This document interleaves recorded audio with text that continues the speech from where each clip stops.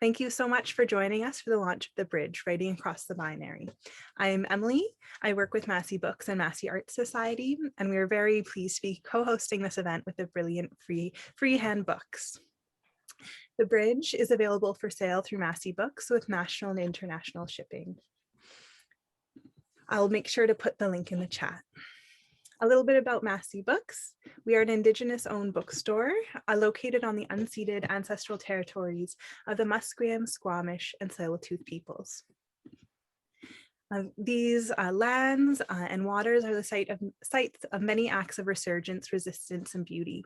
Our storefront is located more precisely in Chinatown and adjacent to Hogan's Alleys. These intersecting and entangled histories, ones which include histories of dispossession and displacement, as well as unified acts of solidarity, these lands guide the work that we do. We take our lead from host nation calls to action and the chorus of voices who share through literature, art, and grassroots initiatives what collective path forward may look like. Massey Books and Massey Arts aim to keep our events free to our community and invite you, instead of a ticket price, to consider donating, learning more, and sharing grassroots initiatives that relate to these territories or related themes that will arise through this evening's events. One such initiative is the Tsleil-Waututh Nation Sacred Trust, which is working hard to stop the expansion of the Trans Mountain Pipeline through these lands and waters. I'll make sure to drop the link in the chat for you to learn more about this initiative, and maybe consider, if I know we have many both speakers and guests who are tuning in from afar today, to consider learning about where this work is coming from and what sovereignty looks like on these lands. Thank you so much for joining us. I'll pass it off to Kelsey from Freehand Books. Thanks so much, Emily. I'm Kelsey Attard, and I'm the managing editor of Freehand Books, a literary publisher in Calgary. We've had the great honor to publish two of Keith's recent books, Twin Studies, and now his newest book, The Bridge, which I just can't say enough good things about. I love these books so much. I'm so proud of them. And I'm delighted that The Bridge is finally out in the world and getting into the hands of readers every day now. Thank you to everyone here so much for joining us tonight to celebrate this book, and to Massey Books for hosting us this evening. They're such a wonderful bookstore, and Emily and everyone couldn't have been more helpful and enthusiastic for tonight's event. So I highly recommend shopping with them. Of course, they have The Bridge, and also tons of other very fine books. So please do take a look. We've got a really fantastic lineup for this evening's event that I think is going to take us through to 8:30 BC time. I don't want to take up any more of the time that we have allotted, so I'm going to pass this right over to our host for this evening, Lynn Quarmby. Lynn is a professor of molecular biology and biochemistry at Simon Fraser University. And let me add her here. There we go. And she's also the author of Watermelon Snow, Science, Art, and a Lone Polar Bear, which weaves together memoir, microbiology, and artistic antics. In 2015, she shared the Sterling Prize for Controversy with poet Stephen Collis. She's a longtime friend and a huge fan of Keith and his work. Thank you so much, Lynn, for being here this evening. Thank you, Kelsey, and thank you everyone for being here. Before we get started, I just want to mention that if you have questions as the evening goes along, please type them into the chat, and Andrea will monitor those questions and try to incorporate as many of them as she can into her discussions with Keith later in the program. So, Keith Maillard. Keith is the author of 17 books. He's also the mentor of countless writers and writers-to-be through his work as a professor and for many years head of creative writing at UBC. And through this work, both the books and the mentoring, Keith, I believe, has played a very important role in laying the long-term groundwork for what to many of us seems like an overnight transformation in our understanding of and appreciation of gender. So this is very important work, and it's quiet and humble work that Keith has done for many years, and many of us are the beneficiaries of it. So I'm really honored to be here tonight and to have the opportunity to host the evening. So thank you, Keith, especially for this book. I hope we can bring Keith on now because I have a question for him. There he is. There I am. Good heavens. Okay. So, Keith, you open the book with many childhood memories. I wonder if you can talk a little bit about how you managed to access them, because I'm curious about it because they seem so genuine and fresh. And for most of us, the memories we have of childhood, we've carried them around for decades, and they're stale. They're not like what the opening chapters of your book. Can you talk a bit about that? Sure. This book was kicked off many years ago when I discovered my father that I didn't know. My parents split up when I was a little kid. I knew very little about him. My mother wouldn't talk about him. And then shortly after he died, I got a call from his lawyer who needed my address so that my father could disinherit me, which he did. And I had very complicated emotions. And eventually his executor passed through Vancouver, good old time Mason. He was going to a Masonic convention in Victoria, and he said, "Yeah, we're all going to drink too much and be sorry." And he brought me my father's 2 scrapbooks, which documented his life largely as an entertainer. He was a tap dancer and a teacher of what we would call now musical theater. So I started going through those scrapbooks, and I said, "Okay, you didn't leave me anything. I'm going to write about you."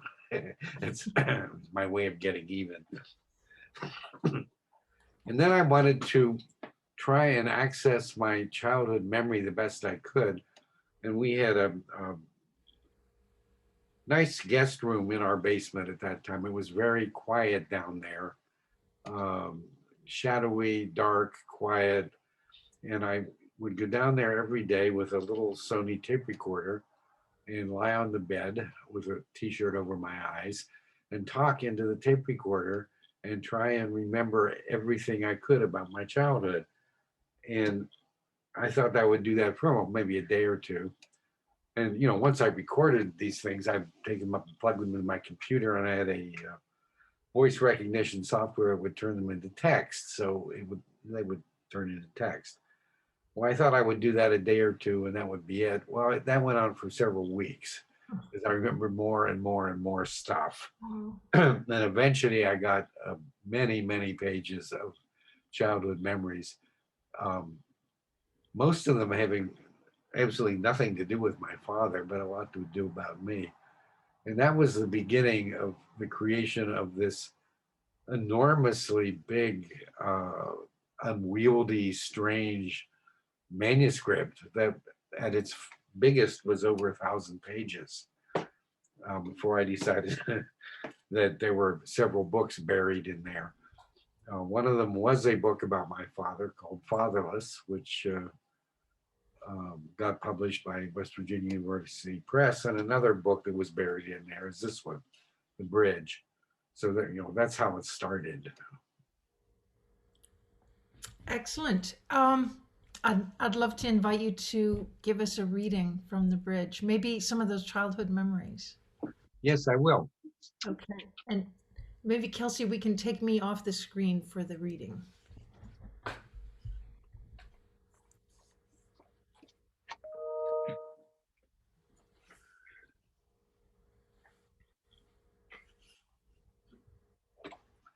Now, what The Bridge is a series of core samples of my life, starting with me as a little kid and working on through my life, pretty much up to the present.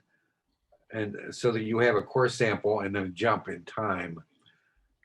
One thing I shouldn't say is I was tempted to add a final chapter, which was called Keith Explains It All to You, which was all about gender. And then I realized that would be bigger than the original book. And I also realized that other people had done it better. So if you want somebody to explain it all to you, it's not my book, but you might try Rachel Gies's book called Boys. And there are probably a lot of other really fine books that you can read. So this is a condensed version of how my book opens. The notion of gender identity has been around since the 1950s and it has largely been accepted by psychologists. It refers to the deep inner conviction we have about what gender we are. Most people know their gender identity by the time they are 2 or 3. My memories don't go back that far, but as far as I do remember, I was never certain. I asked my mother and grandmother over and over again, am I a boy or am I a girl? Asked so many times they got sick of answering and started getting mad at me. And then I would hear, I told you. They always told me I was a boy, but I was never convinced. It would take me over 60 years to arrive at a clear understanding of my problem. I was trapped inside what we now would call the gender binary, the notion that there are only 2 choices. Not having a father seemed so ordinary that I didn't even think about it until I got old enough to play with other kids and found out that they all seemed to have fathers. Then I would say what my mother had taught me to say. My parents are divorced. For a long time, I didn't know what divorced meant.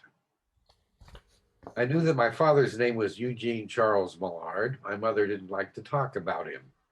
She did tell me he wanted me to be named after him. If I had been, I would have been the 4th Eugene Charles. She would often ask me, aren't you glad you're not named Jean? And I would always say yes. And I was glad. I had a girl cousin named Jean, so I thought Jean was a girl's name. And I didn't want to have a girl's name unless I was a girl, because I didn't know for sure if I was a boy or a girl, but everybody said I was a boy. Having a girl's name would have just made things worse. Gene was out of town when you were born, my mother told me. He called me in the hospital and asked, how's Eugene? And I said, his name's Keith, and he hung up on me. Our family stories were recycled endlessly. Whenever my mother told me about how I've been named, she usually added another story wrapped around the first. She'd expected me to be a girl, so she hadn't been prepared with any boys' names as possible alternatives to the dreadful Eugene Charles. She'd been forced to dream up Keith Lee right there on the spot in her hospital bed. If I'd been a girl the way I was supposed to, I would have been named Cynthia. I never thought of myself as Cynthia, but I did play at being a girl sometimes. Painted myself with my mother's lipstick and traipsed around the apartment in her clothes and high heels, although that didn't last very long because she got furious at me, not for dressing like a girl, but for making a mess. Once she got so mad at me that she made me promise to stay out of her stuff, and to make sure that I did, she gave me an old rouge and lipstick to play with. Then as I got older, my mother's clothes lost their appeal. When I was playing at being a girl, I didn't want to look like a grown-up lady. I wanted to look like a girl my own age. I drew endless pictures of girls. If anybody had given me the draw a person test psychologists sometimes use as an indicator of a child's gender identity, I would have drawn a girl without a moment's hesitation. I also clipped pictures of girls from the magazines lying around our apartment, the Ladies' Home Journal or the Saturday Evening Post. In the brightly colored cartoon advertising of the day, little daughters often appeared with their moms to stare in delight and amazement at some gleaming new kitchen appliance. And those were the girls I wanted to look like. If I was a girl, I wouldn't want to be called Cynthia. I'd want an ordinary name like Arlene, Nancy, Linda, or Susie. The K part of my name felt right to me. It was the first alphabet letter I'd learned.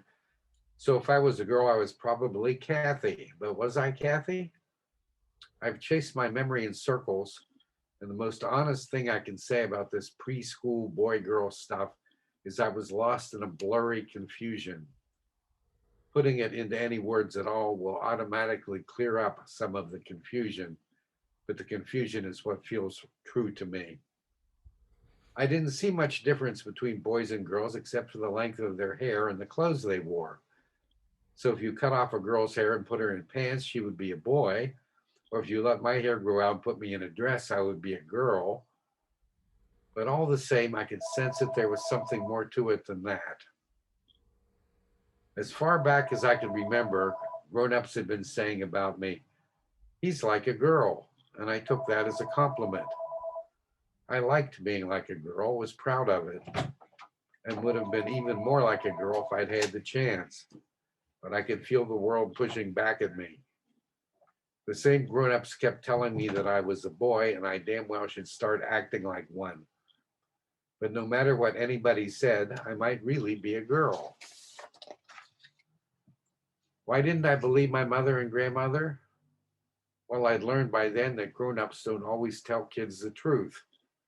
And then there was another possibility that was more complicated.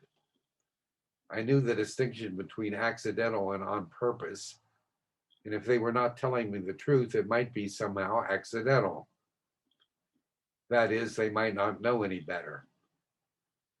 That was a standard phrase of my grandmother's. "Oh, he just doesn't know any better." They and all the other grown-ups might simply have got it wrong. Maybe we would go to Dr. Strobel one of these days and he'd check me out and say, "I'm sorry to have to tell you this, but he's a girl." And my mother and grandmother would say, "Oh, is that right? Well, that makes sense. We always thought there was something funny about him." Then I'd be Kathy and they'd let my hair grow out. We'd go over to town and buy me dolls and dresses. And then what? If I had found out that I was a girl, it would not have been the answer to my fondest hopes and dreams. I would not have responded with a child's equivalent of, "Oh, thank God." As troubled as I was, I'd become used to myself as a boy. And if I'd been allowed to choose, I might very well have decided to stay that way. But if it turned out that I was a girl, that would have been just fine with me, and in many ways would have made my life easier. There were things I liked about being a boy, but sometimes the thought of being a girl felt just right. Of course, it never occurred to me or to anyone else at the time that there might be more than two choices. The gender binary was so fundamental to our culture that it was impossible to conceive of anything else. Thank you, Keith. That was beautiful. Your childhood confusion, it was really poignant to listen, and I can just think with hope that kids today and in the future will at least have a better chance of being understood. Yeah, me too. Yeah, that was really nice. Okay, at this point, I would like to invite Andrea Bennett to join us. Andrea is a national award-winning writer and editor and the author of Like a Boy, But Not a Boy, a book of essays that's now out with Arsenal Pulp Press.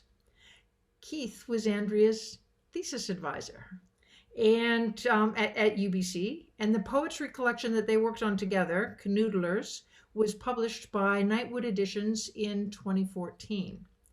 So I am now going to turn the stage over and disappear for a few minutes while Andrea and Keith have a discussion. Thank you.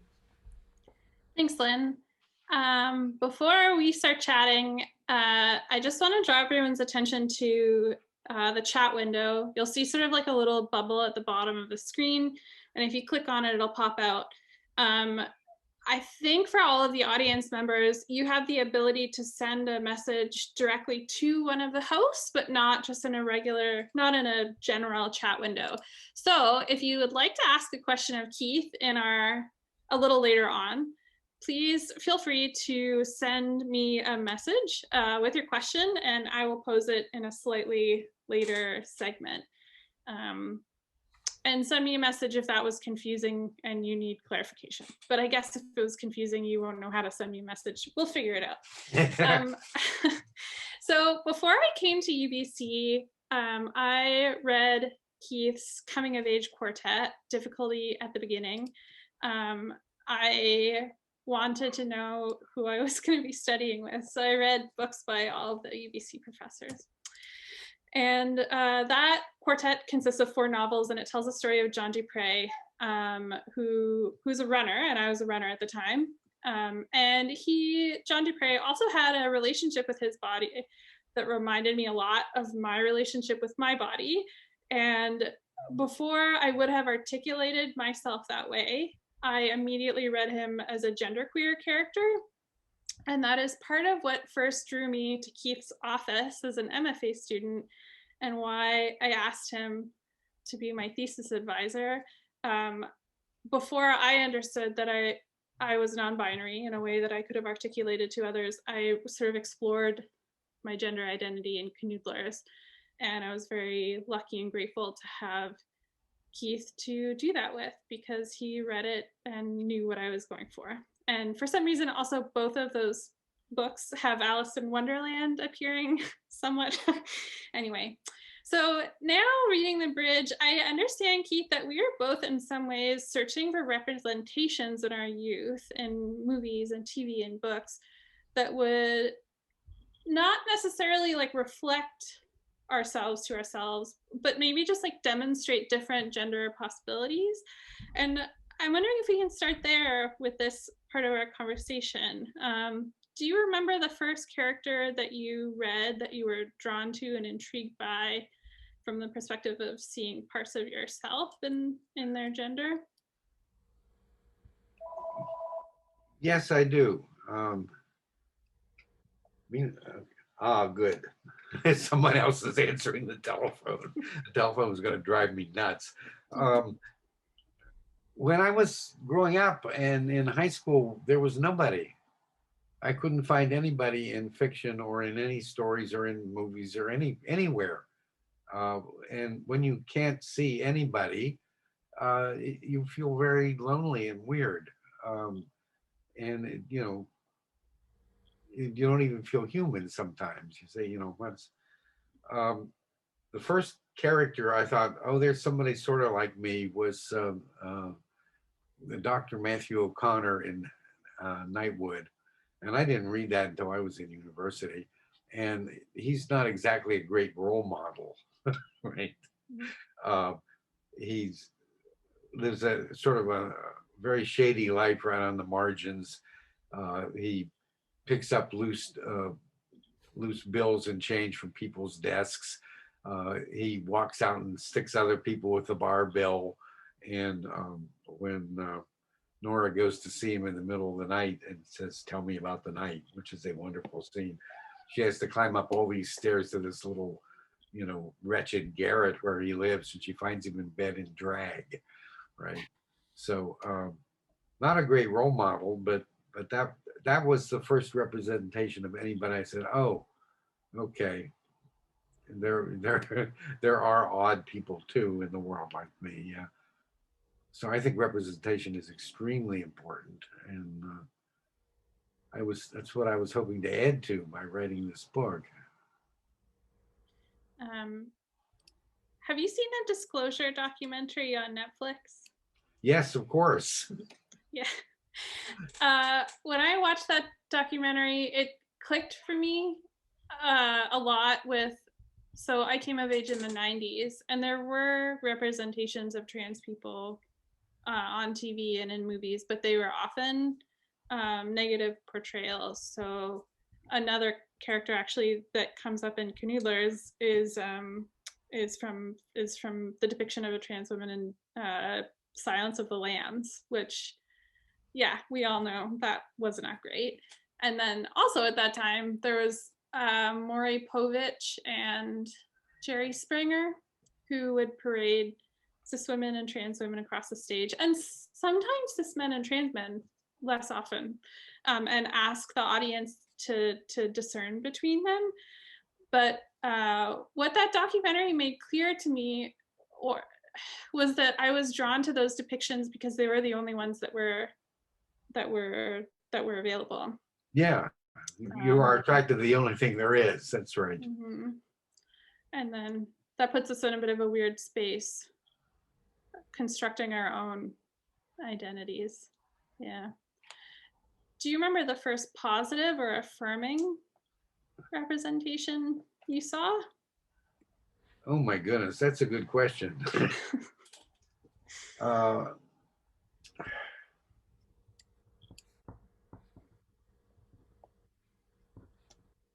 I don't have an easy answer to that. There began to, I read all of, not all of, but many of Iris Murdoch's novels. And I found them very attractive because her England is so different from where I lived that I might as well have been reading about Mars.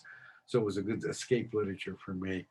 And she also deals with philosophical problems, but there began to appear in her books gay guys. And sometimes I felt some resonance with them, although, you know, I didn't consider myself gay. I'm not gay, but one in particular had a gay couple, and the younger person was younger and somewhat feminine, and I identified with that. Oh, I remember. Okay, the first positive representation, I don't know why it's been floating around, was the boy runner Alexius in The Last of the Wine that I read in high school. That was it. That was an amazing book. I don't know if you've read any Mary Renault's. I haven't. The Boy Runner? Yes. Do you think that? I've been reading Plato. I've been reading some of the Socratic dialogues. And then all of a sudden, here's a novel set in that time. Socrates is a character in it, and so is Plato. And, you know, it brought all, you know, ancient Greece alive to me. And of course, a lot of those guys were madly in love with boys. And one of them was Alexius, who is the narrator of the books. I want to ask you about running now, but I'm not going to take us on that tangent. And I think we just have a few minutes left for this part of the conversation. I think you've also mentioned David Bowie to me as oh yes, in some ways. Was a very positive. What positive role models did you have when you were in high school?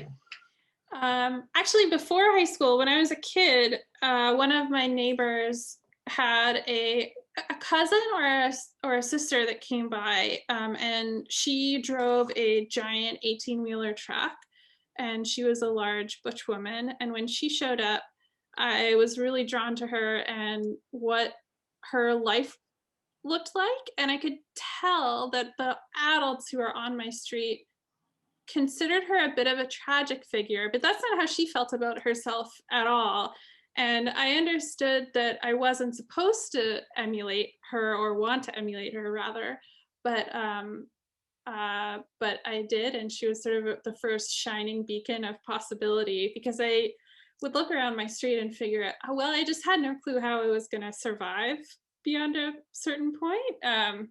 And at that point, I was too young to figure out how I was going to leave also. So stuck in a bit of a tight place there. But I think by the time the 90s rolled around in the early 2000s, I mean, there was Kurt Cobain and Missy Elliott and J.D. Sampson from Le Tigre. If I think back, those are sort of some of the first representations of people who just had something a little different going on with their gender identity. Yeah, representation is very important. Okay, should we turn back to Lynn and head to block 4 of our, so please feel free to, please do send me questions in the chat for block 6, which will come up later on. Thank you very much, Andrea. Thank you, both of you. That was a fascinating discussion, really fun to eavesdrop on.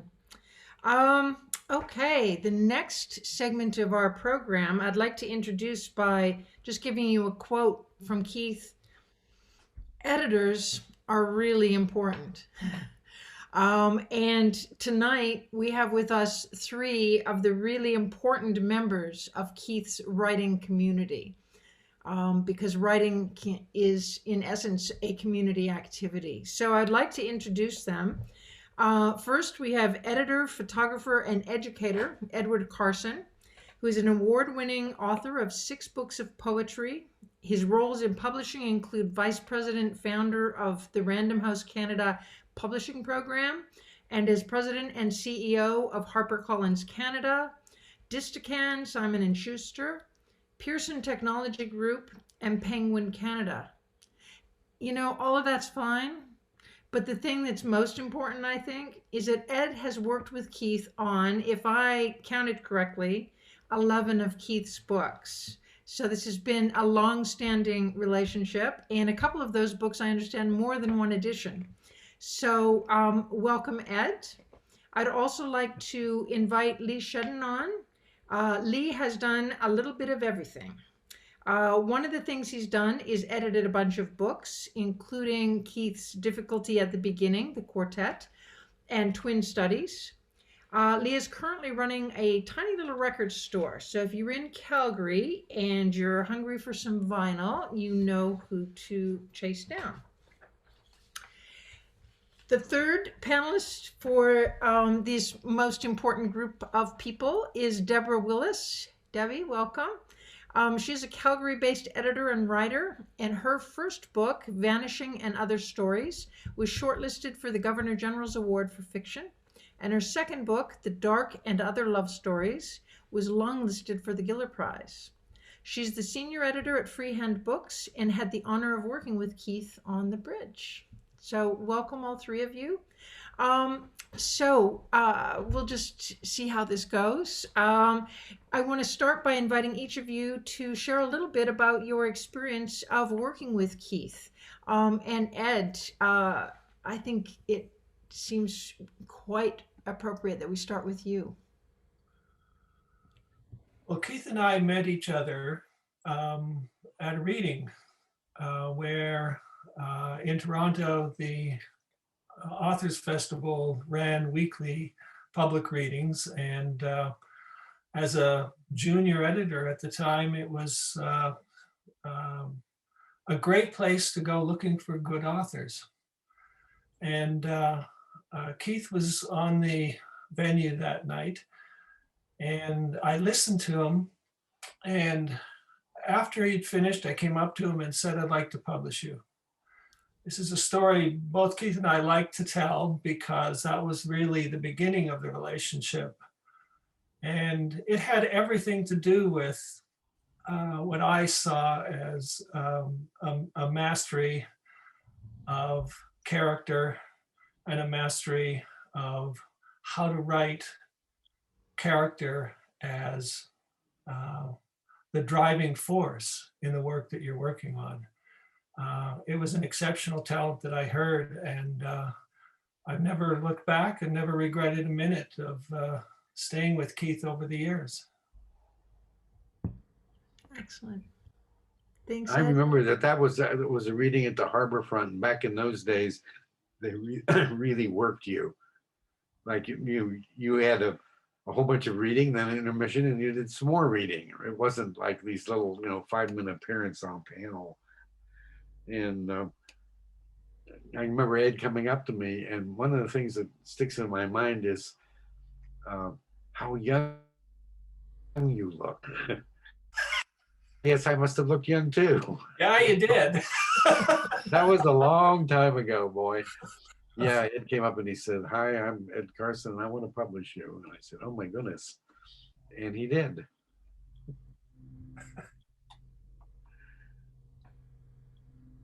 Lee, would you like to tell us a bit about your experiences working with Keith?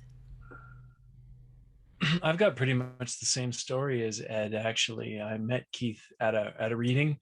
I was working in a little used bookstore, and the proprietor said, hey, there's this book you might like. It's by Keith Maillard. I'm like, I've never heard of him.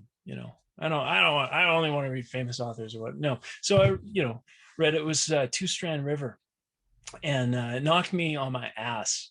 Yeah, so I spent a bunch of time like digging up, because at that point most of Keith's books were out of print. I think Gloria was the only thing in print at the time.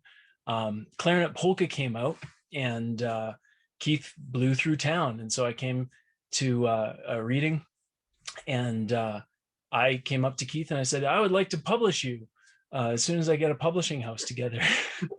So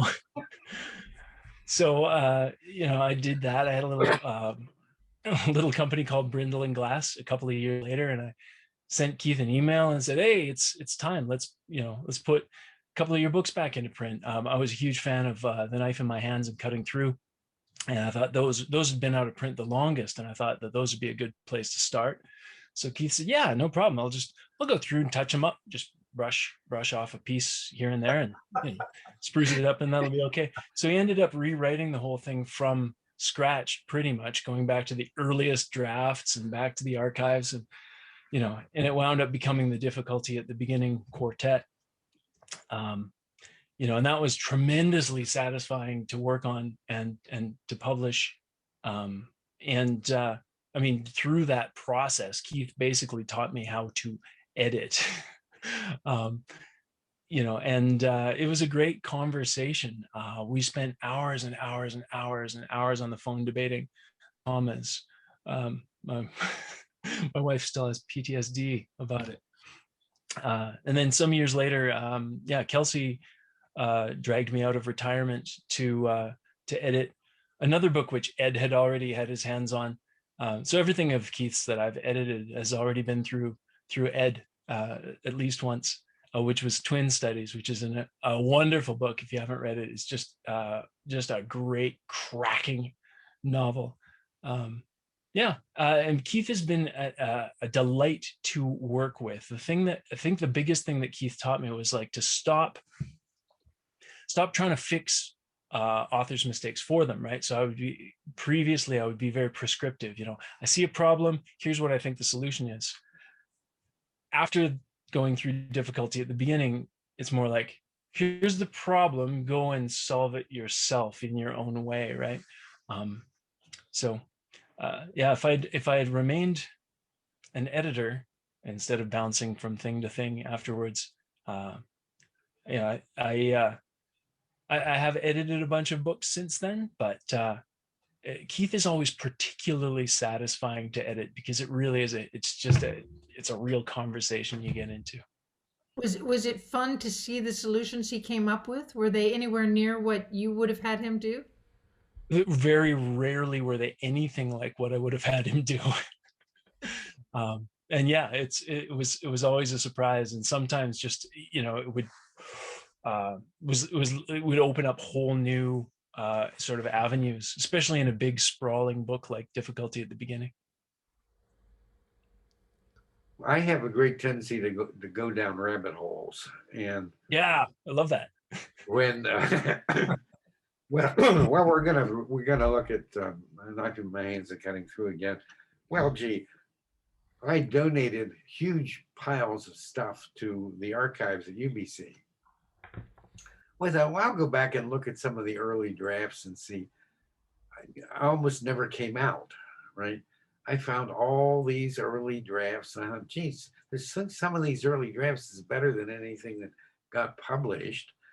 And the sense that I had was, here was this ongoing story about John Dupre, and it existed almost independently of me. So I was just finding a whole bunch more of it. And I said, oh, gee, I'd forgotten that part.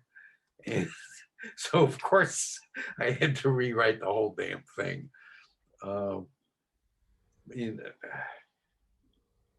He had a whole girlfriend that you forgot about in the first versions of those books. Yeah, that's right.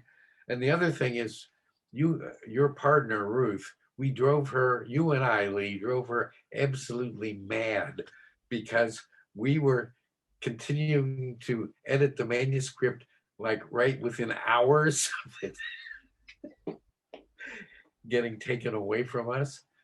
Yeah, the final scenes of Looking Good was, I mean, it was literally in page proofs, and Ruth was phoning saying, we have to send this to the printer now.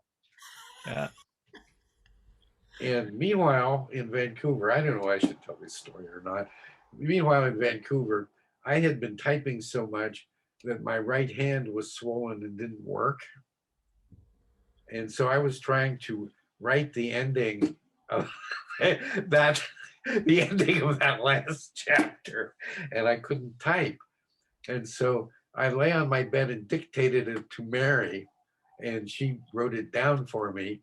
And at the point at which the scene is Cassandra is OD'd and passed out, and John is trying to get her up and functional so that he can, you know, kidnap her and take her to Canada, which is what he does at the end. And so he's trying to get clothes on her, and at the point at which he makes a run in her stockings, Mary got hysterical laughing, and so did I. And we just lay there and laughed and screamed. But that's how that last chapter got written. Meanwhile, Ruth was so mad at us. And rightly so. So let's move over to Debbie and bring us right up to date. You had the pleasure of editing with Keith this wonderful book, The Bridge. Can you tell us a little bit about that experience? Sure. I'm listening to these stories and I'm thinking, like, what an adventure. In a way, I feel like our experience was the opposite, because this book came. So I'm also usually the first reader of everything that gets submitted to Freehand. So Keith's agent sent us this book. I read it like almost in one sitting, submitted it to our editorial board, unanimous, which is very rare. People just adored it. So I really had a sense when I was sitting down to edit it, like, don't mess with this too much. In part because I'm really fascinated by the way that Keith wrote the book, because there is a conversational tone as if he's talking to you, but it's also so streamlined. Like, it became really clear to me as we were working together that you had talked into your dictaphone for hours, you'd had 1,000 pages, but then you had done this totally different work of editing and really shaping the book yourself before it came to us. So a lot of the work was done. It was incredibly easy. Essentially was the process.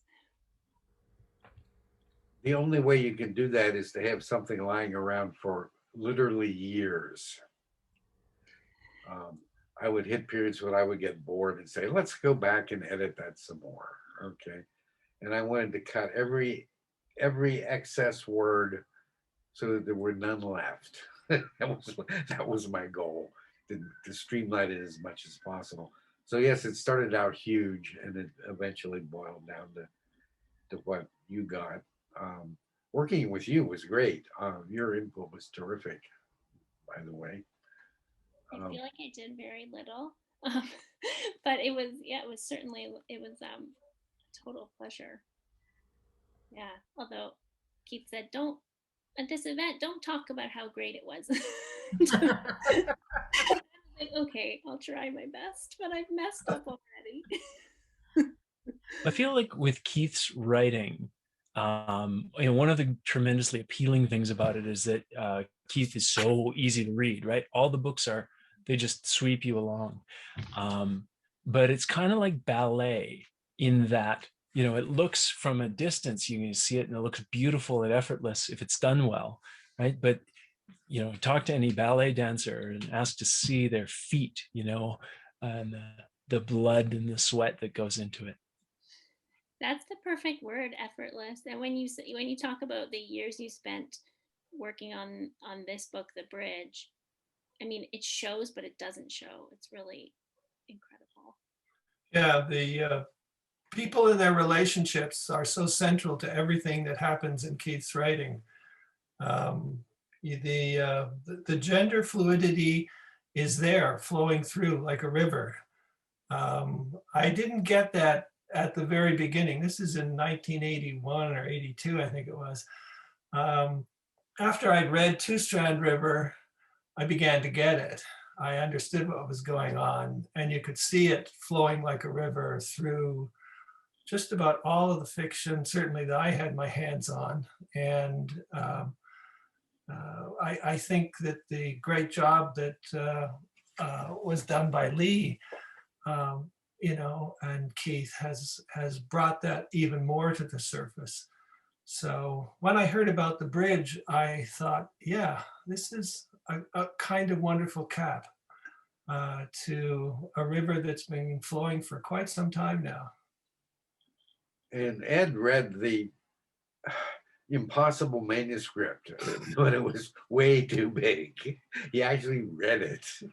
Well, way too big doesn't bother me. My thesis background goes into 19th century fiction, so I was used to long books. But I usually expected Keith's books to start out in the 1,000 to 1,200 page size, and then we figured out whether there were two books. I was quite delighted to hear that those two books became four as well. So Debbie, hold on. You wait another 5 or 10 years. You're going to watch this one turn into something else as well.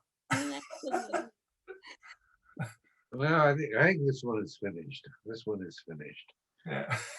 No, this one is beautiful. You can tell it's finished. It's all the faces are polished. It's really gorgeous. Mm-hmm. And looking forward to the next one, Keith. Do you think your need for editing has evolved over the years of writing? Do you have different needs now from an editor than you had when you were in the earlier stages? The main need I have from an editor is when I'm headed down the wrong rabbit hole, to grab me and pull me out of it and say, okay, that's something else. Don't do that. Because I can really go off in, spinny, weird directions. I think that's a real important point for any editor, though, as well, that there's a part of you that doesn't want to piss the author off and what the results are, but you have to sort of take that and put it aside and say, all right, they either, they're going to hear this and then they get to make a decision about whether they think you're right or not. And so as an editor, you get to say some of the harder things as well. And I mean, it's a part of the role of an editor that is the hardest thing to learn, because too often editors don't say those things to their authors, or don't try to convince them out of things that are only going to be problematic. I used to edit a number of authors over the years, and some of them you knew that they needed to be told the truth about what was right and wrong, no matter what the consequences were for you as their editor. In the end, it's their book. They get to make that decision. So that's a challenge to the relationship, right? And takes a lot of I guess maturity, whatever, on each side to say it and to hear it. So Keith, I know have a long-standing relationship with an editor that's not on our screen tonight, and that must sometimes have been a challenge. But there's a lot of strength in that relationship where I'm sure hard things are said and heard. I'm not quite sure. Oh, I thought that I am speaking of Mary, who is. Yeah. Oh, my wife. Oh, absolutely. Yeah, we have some dandy conversations. Yeah, she is my first reader on everything. Yes. definitely my first reader on everything. Excellent. Yeah, help you be outside yourself, I guess. You can, as you say, those rabbit holes. So we're Yeah, just Mary's seen me go down many a rabbit hole we're and just caught getting me the by my warning. ears and pulled me out. We're getting the warning from Kelsey that this part of the program we're running into time. So I'll just. Does anyone have any last comments you'd like to say while we're all here together? I look forward to your next book. Well, thank you, Ed. It's great to see you. Great It's great to you see all too. of you. Okay. Well. Thank you very much, Ed and Lee and Debbie, for joining us tonight and help to celebrate Keith and the bridge. Well, thanks for having us.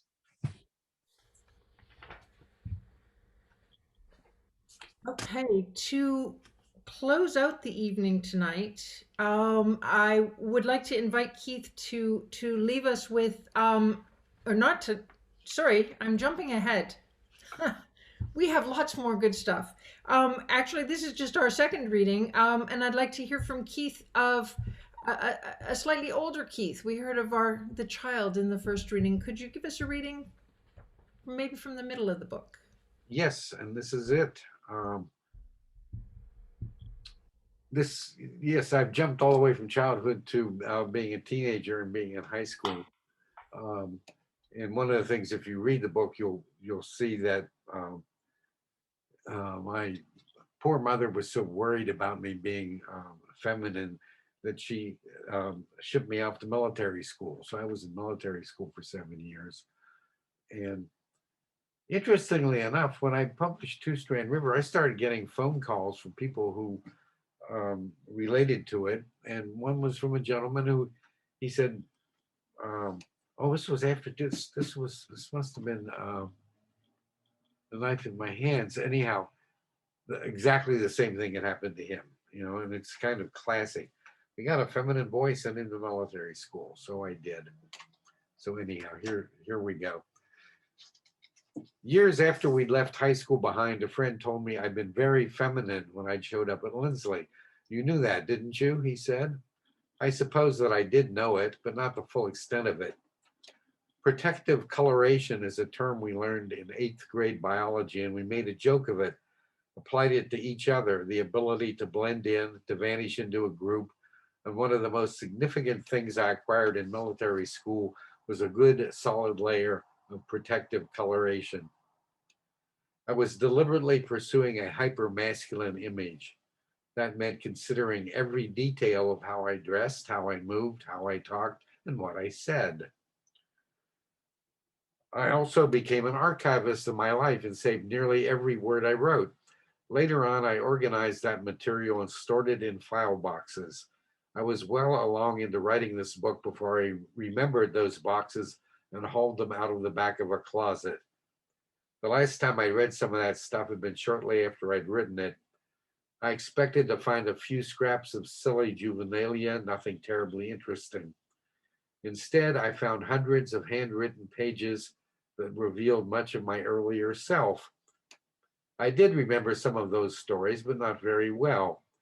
Others I'd forgotten so completely that they might as well have been written by someone else, a clever but annoying kid I'd known long ago. The action in my stories often stops dead so the characters can argue with each other. Sometimes I don't bother with a story at all, but go straight to the argument. I wrote more essays in high school than poetry or fiction, argued as only a teenager can, with a fiery, single-minded, utterly naive vehemence, as though I wanted to grab the reader by the throat and yell, "Listen to me, you idiot, this is serious." My inner war of opposites had coalesced around two nodes. I shot back and forth between them like a shuttlecock. On the one side, there was the stuff generated in my mind from reading On the Road and the Dharma Bums. A shimmery pattern was coalescing around the Buddhism of Gary Snyder, D.T. Suzuki, and Alan Watts, around the beat poetry of the unabashedly queer Allen Ginsberg.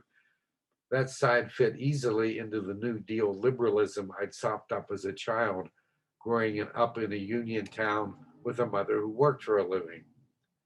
I wandered around in a beret, black sweater, torn jeans, and sandals, talked like a Kerouac character, and invited my friends back to my pad to drink Zen tea. When I was on that side, I argued that sex roles were not natural, but the product of what I called the environment, that the terms masculine and feminine were meaningless. On the other side were good old Papa Hemingway, Ayn Rand of The Fountainhead and Atlas Shrugged, and God help me, Friedrich Nietzsche, all of whom, at least in the way I was reading them, were pushing me toward that wacky far right position we now call libertarian. When I was on that side, I had my hair buzzed down to Marine recruit length, wore work shirts, baggy jeans, and motorcycle boots, and argued that feminism had rotted America to its very core. If we were to be saved from sinking further into the shame of utter degeneracy, women must again become truly feminine and men truly masculine. While I was fighting my inner war of opposites, Kathy, the girl I might have been, had not gone away, and she never would. She'd retreated into another dimension like a science fiction creature living in a parallel universe. In her honor, I read fashion magazines and wandered through department stores looking for clothes she would have liked had I been able to wear them. Everybody back in those days thought that all feminine boys were automatically gay. It was something you didn't have to talk about because everybody knew it was true. So, of course, I wondered if I was gay. Because my sexual interest was focused so intensely on girls, it didn't seem likely. But as I was attracted to the occasional boy, so maybe I was kidding myself, repressing something, as I'd learned to say from the Freudians. Anything to do with homosexuality carried such a fearsome emotional charge that it might be difficult for younger readers today to feel the full impact of it. In 1953, President Eisenhower had signed an executive order prohibiting homosexuals from working for the federal government. They were thought to be security risks because they were susceptible to blackmail, and thousands were fired. In the mainstream media, they were referred to as sexual perverts. Senator Joe McCarthy, that most wretched of men, hadn't only been going after supposed communists, he'd been going after gays too, eagerly assisted by J. Edgar Hoover, the head of the FBI. It was frequently suggested that gays were un-American and somehow naturally attracted to communism. Homosexuality was regarded by the medical community as a mental illness, and sodomy was a felony in every state in the Union. In some states, you could do years at hard labor for committing it. Absolutely nobody was out, and being outed could cost you your job, your family, your social standing, damn near everything. I can't claim that when I was in high school, I was fully aware of all this stuff going on, but I was aware of some of it, and I was certainly aware of the dire emotional tone in the culture.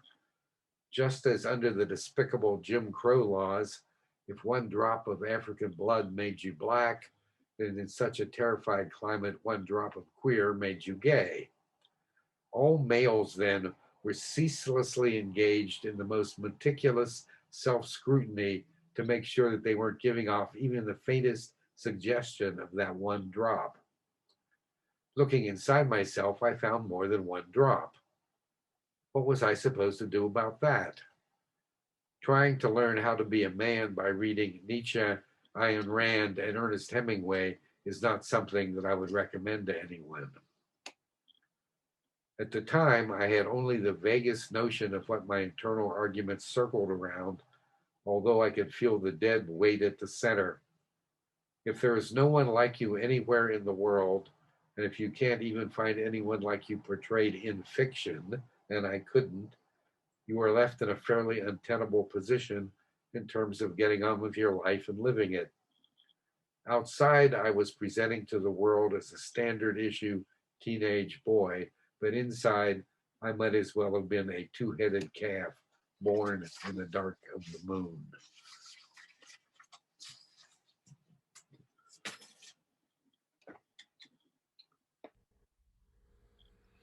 Wow, thank you, Keith. It's Difficult to respond is very moving.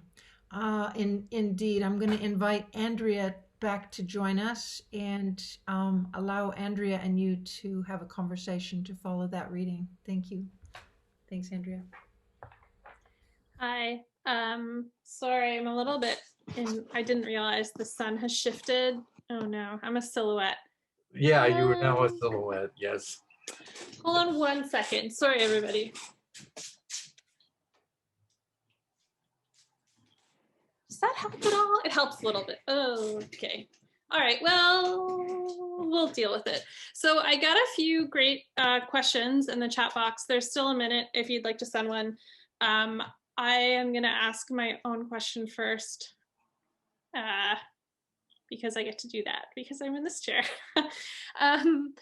So Two Strand River has come up and we've talked about difficulty at the beginning and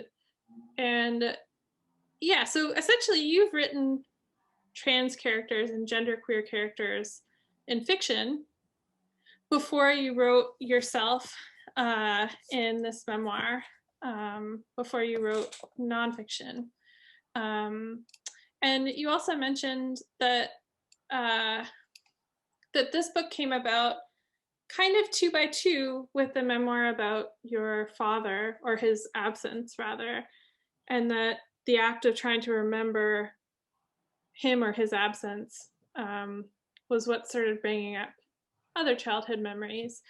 So I guess I have sort of a 2-strand question. If there is something about remembering your father or his absence that specifically brought up early gender-related memories.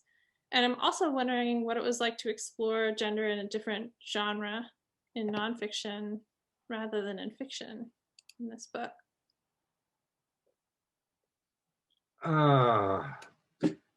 This particular writing project was certainly kicked off by my father re-entering my life 2 days after he died and flipping me back into childhood memories.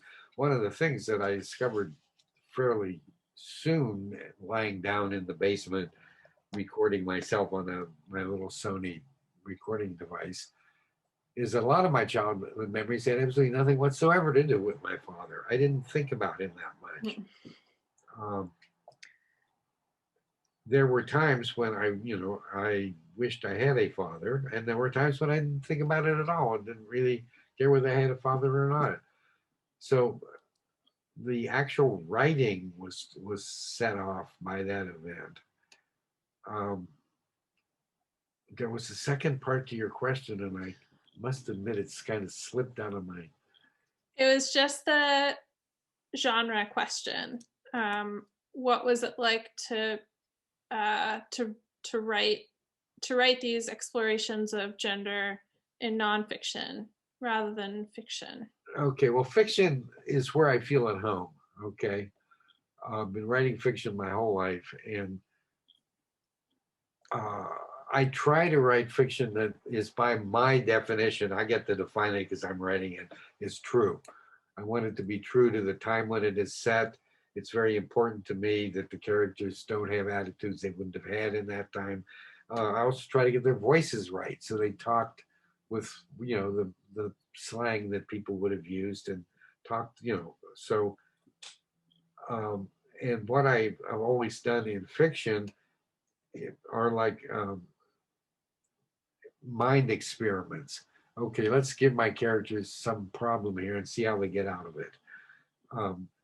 And so I feel free and creative writing fiction. Okay, now switching over to nonfiction. I am the least,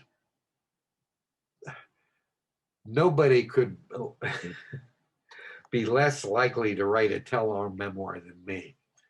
I do not like writing about live people. You will note if you read Fatherless that everybody I write about in there is dead. Okay, don't mind writing about dead people and even speculate, but when you get to live people, I just don't want to do it. And so you'll notice in the bridge, with some people I've changed their names, and I don't really give you a vivid portrait And the other thing about writing this kind of nonfiction is I would write a paragraph and I get to the bottom and say, that's a pretty good paragraph. It's nicely balanced. The details are good. People will enjoy reading it. Is it true? And then I have to sit there and think, okay, is it true? What do I remember? What am I making up? Okay. And I tried to be, when I wasn't sure about a memory, I tried to tell the reader that. I tried to say, yeah, I don't remember this really that clearly, or all I remember are fragments or something. Because what I don't want to do is go back into something in which all I remember are sort of fuzzy fragments. And write a really vivid, interesting scene in which 90% of it is made up. I didn't want to do that. So it was very different for me.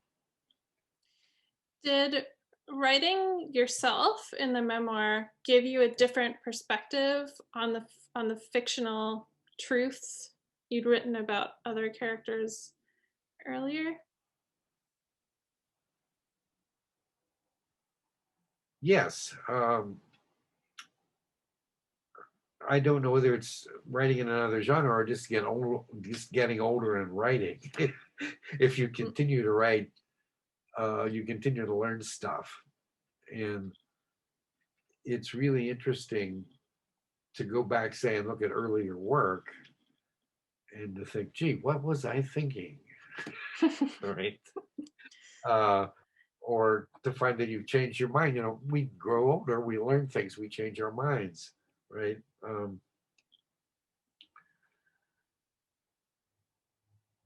I remember, like many people, I was at one time in therapy off and on. I had a wonderful therapist. And I said to her once, oh my God, what if I keep doing the same stupid thing over and over again? And she said, there's this phenomena and it's called learning. I said, oh, right, learning. Yeah, she goes, it's called learning. That's why you won't do the same stupid thing over and over again. Writing is learning. As you keep writing, you keep learning. Okay, I'll stop being selfish and I'll ask a question from the audience now. This question is from Jen Sukfang Lee. She asks, or she says, I often think of your writing process, Keith, as deep and all-encompassing. And she wonders if the research is a tool for your writing or if in some ways it's like a project all on its own. I have to be very careful that the research doesn't just take over and swamp what I'm doing. Ed will remember, I submitted an early draft of Light in the Company of Women, which is about a photographer.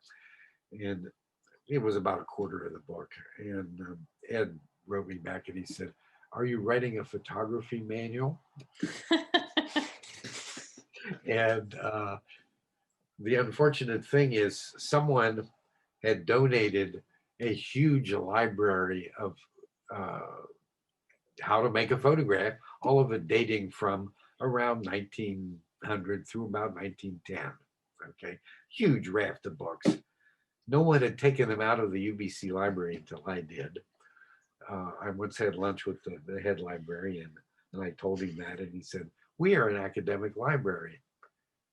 We buy things and hold them and they were waiting for you. We are not a public library. We have to replace our books. So yes, I can go down rabbit holes in terms of research. When it's working best though, research I find very stimulating and creative because I learn stuff.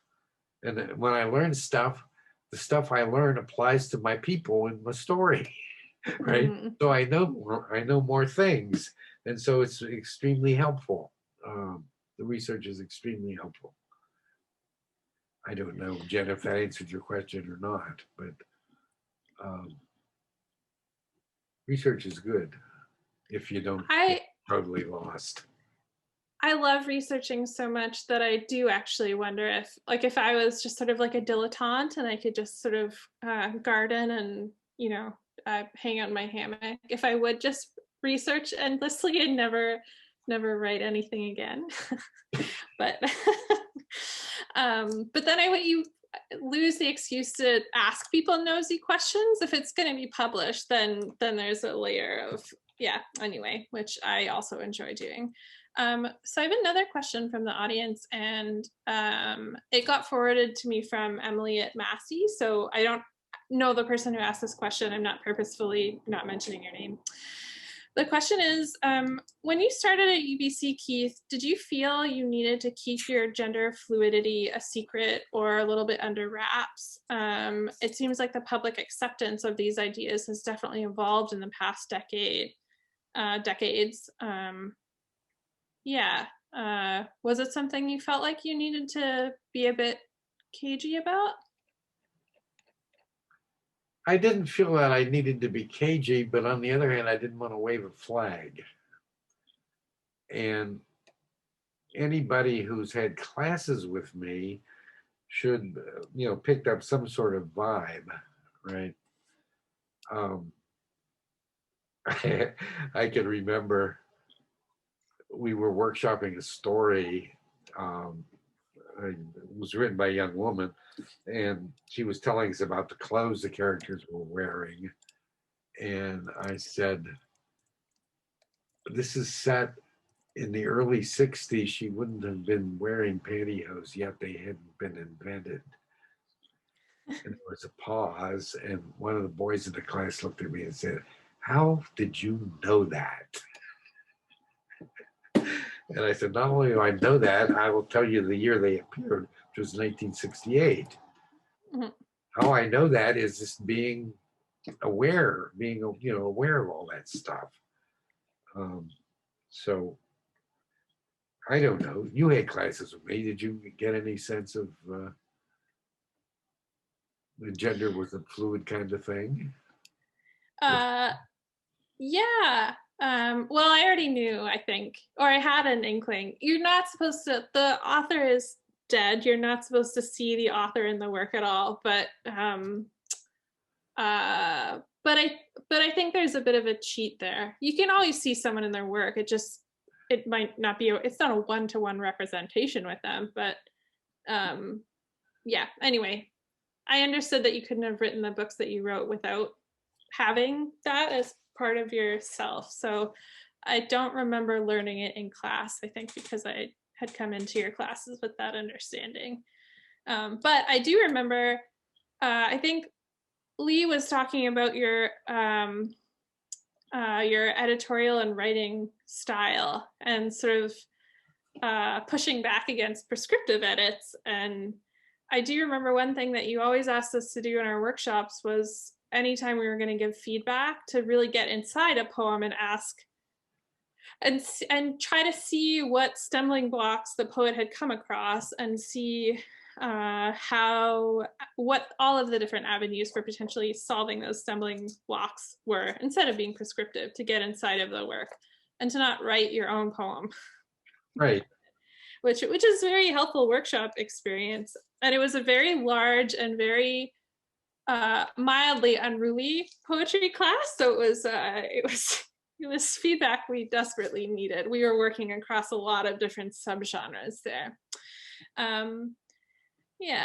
Okay, I'll ask another question from the audience, and then I think maybe this will be our last question. And then we can turn back to your last reading. Tiny, yes. So this question is from Julie Rack. She has a question about the non-binary characters in your last novel who have an interest in Japan, so in twin studies. It seems like their interest in manga is in part generative for their identity formation. And Julie is wondering if you think of this as true for yourself as well. Is manga important for you in that way? And if not, do you have some other popularity to turn to as you think about who you are? Yes, manga is very important. If manga had been around when I was a teenager, I'd be a different person today. When there's a Japanese critic whose name I can't remember, who describes in shoujo anyway, a manga, a state of gender anarchy, right? And number, I don't claim to know much about Japanese culture, but people who do know about it, said various things. It's interesting that in a society in which gender is so pronounced and solid, that they would have this absolutely, wildly chaotic, anarchic approach to gender, particularly in shoujo. Shoujo, I feel slightly uncomfortable because these are not areas in which I'm an expert. So you're getting, just stuff I've read. The founders of shoujo, they call the 49ers, those magnificent women who started writing for girls. Before that, shoujo, that is comics for girls in Japan, were sort of little treatises on how to be a nice Japanese girl, right? After the 49ers, that isn't what they were anymore. They became very strange, and their editors were all male, and many of them didn't even bother to read the submissions. All they looked for was how many they were selling. And as long as they were selling lots of copies, they didn't really care, right? So there were things like, we all know Sailor Moon, right? There's a couple gay girls in Sailor Moon. They're right there in the manga. They were there on television too. They really upset the American networks. And you have things like Revolutionary Girl Utena, which, I mean, that is really bizarre.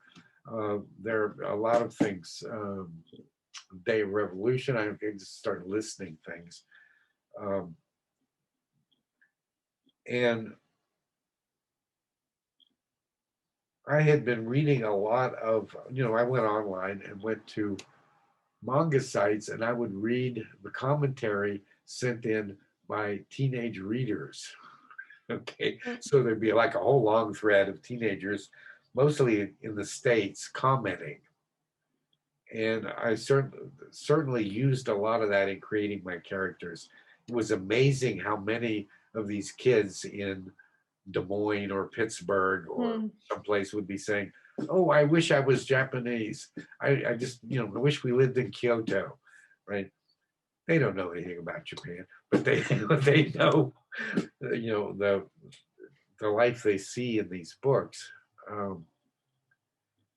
And I created characters that would have been thunderstruck at the portrayal of gender in some of the shoujo manga.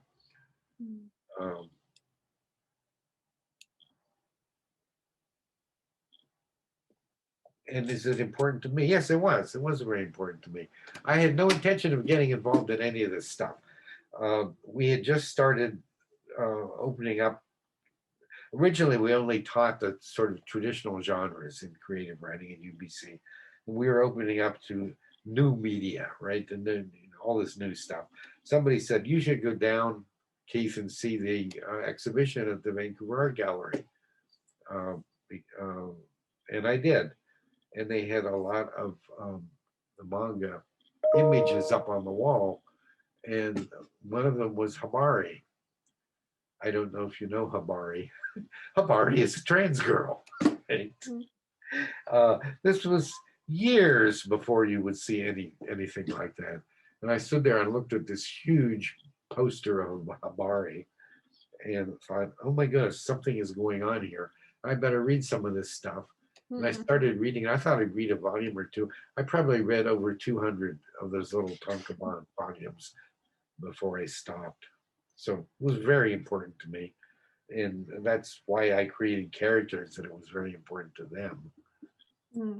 As I said, had that been around when I was in high school, boy, would I have been a fan. a real fanboy of manga. Should we, do you want to wrap up by reading a final passage from Bridge? Sure, I will do that. Okay. Oh, I I'm will- going to tell you one more anecdote. This is aimed at my friend Julie Rack, who's off there somewhere. For a couple of years, I went to the big cosplay conventions in Vancouver until I began to feel that being an old white guy, I was looked at suspiciously, so I stopped going. But there was one that I went to. It was at a venue downtown, and they're wonderful because all of a sudden you get to cosplay anybody you want. It's sort of like a wonderful Halloween. And a lot of those kids, you know, they aren't kidding. When they put on a costume, they put a huge amount of effort into it. And that particular year, there were a huge number of kids who were just doing the straight Japanese schoolgirl with the sailor collar and the little bow and the pleated skirt, right? Except as I was going up the escalator, I saw coming down, there was a boy who had done the Japanese schoolgirl. And boy, was he nervous. And I caught up with him somewhat later in the day, just walking around, and he was perfectly accepted by a bunch of Japanese schoolgirl girls. And it must have made him feel great to do that. So, yeah, I think a lot of kids use the Japanese anime, Japanese manga as a way to explore gender, and they're probably still doing it. All right. Well, thank you so much for asking me to have these chats with you, and I will mute myself and turn off my video and turn the spotlight over to you.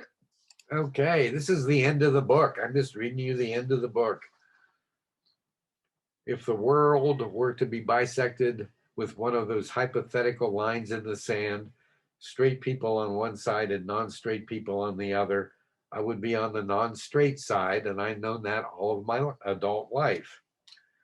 Although the claim has been challenged lately, gender identity has usually been considered to be, as psychologists put it, stable across the lifespan. And mine certainly has been.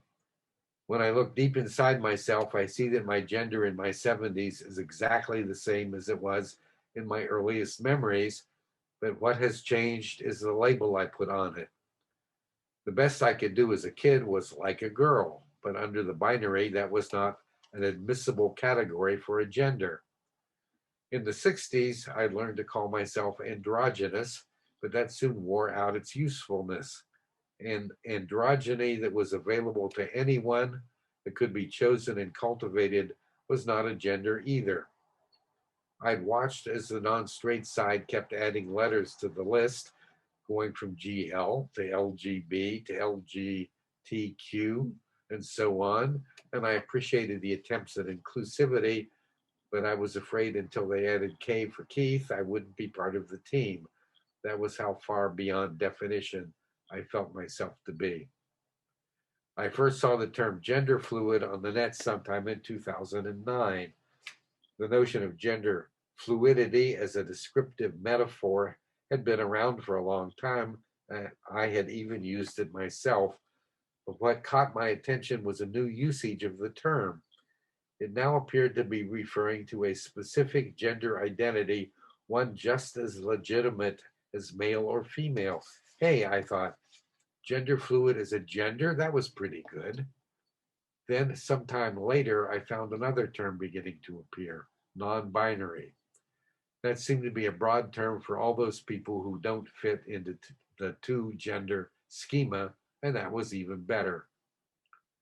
On Tumblr, I found young trans people organizing in their own community and watched as their thinking evolved. The term paradigm shift has been overused to the point that it has lost much of its original impact, but there has been a genuine paradigm shift in the past decade. A narrative about gender in which I could not locate myself has been replaced by one in which I can. As a child or adolescent, or even well into young adulthood, I would probably have adopted one of the gender subcategories that the kids on Tumblr are creating. But I'm an old guy now, and I would say simply that I'm non-binary.